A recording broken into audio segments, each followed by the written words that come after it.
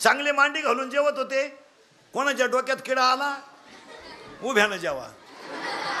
आणि ते वराड नाला ताटली हातात घेतं, भात कान फाटी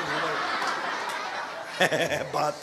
एकाला भातच सापडा ना, ती ताटलीच घेऊन घरी गेला. मारू दे मला ताटली तर मला. एकाला भात सापडलं तर वरण सापडणं, तेवढं त्याकडनं धक्का लावला, तो भातही सांडला. ते पिसाळलं म्हणला, उडत गेलं लग्न, गेला घरी नेऊन.